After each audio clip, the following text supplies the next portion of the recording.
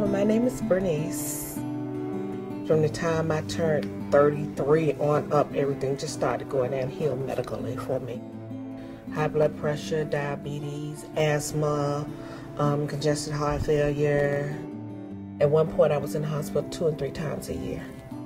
I didn't think life was worth living. My illnesses were just crashing down on me, spending time in the hospital, and the doctor's telling you, well, you need to do so and so and so, and you're hearing it, but you're not doing anything about it. My name is Gladys. I'm a nurse case manager, and I work with patients that have diseases that are not being cared for or do not realize the benefits that are available to them. So we are all here this morning to talk about my favorite patient. Is that correct? Bernice's condition was very serious. Bernice had a mini stroke. The doctor said she got there just in time to prevent the big stroke. This is Gladys, the registered nurse. How are you doing this morning? She introduced herself, and I was like, yeah. And she told me where she was from, and I was like, okay. What are you calling for? I'll think about it. I know that her getting to trust me was the biggest issue of why she didn't want to deal with me. I was just bent on giving her a hard time. Because I was like, you don't know me, you don't know anything about me. At that time, I think she was so down on herself, she didn't see herself as, I need to do anything for me. Her biggest issue was money. She wasn't doing her doctor's appointments, nor was she buying the medications. She felt like she needed to either buy the groceries or help a family member.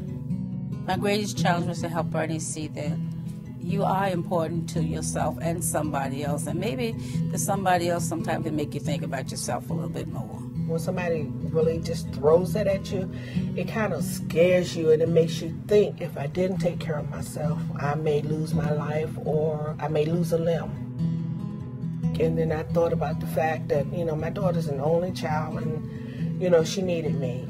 She would say, Bernice, people are willing to help you if you would go to them, if you would ask them to help you.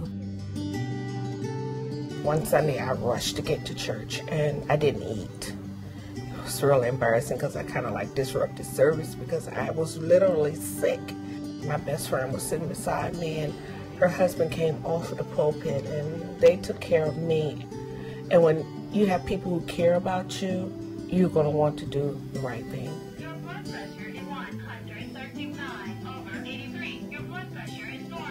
She kept all of her appointments for that month. She did everything she had to do, got all of her medications, and I got her primary care to help her with putting her on meds that were generic to get her started on a road to do better, and she was willing. I started looking forward to her calling me and asking me how was I doing, how was my day. The tone in her voice would change. She wasn't as huff with me as she used to be. And when she told me her numbers were like 130 over 80 something, I'm like, oh, thank you, thank you, thank you. Now you see the benefit of what we're talking about. And she said, yes, I do. I've always tried to visualize what she looks like, but we have never met each other. We've always talked on the phone. I'm excited to meet Gladys, but at the same time, I'm nervous. Oh, no.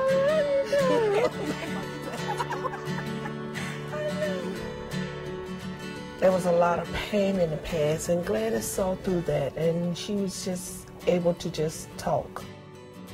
She never kicked me to the curb. I may have kicked her to the curb a few times, but she never kicked me to the curb. She was always there when I needed her. My first thing I asked her to do for me each day was wake up in the morning, look in the mirror, and find something good to say about herself. I said, I want you to say it twice. I know that it's getting cooler now. And exercise is the piece that we're missing. She made the change herself. I told her, I said, you made the change. I just try to help you see.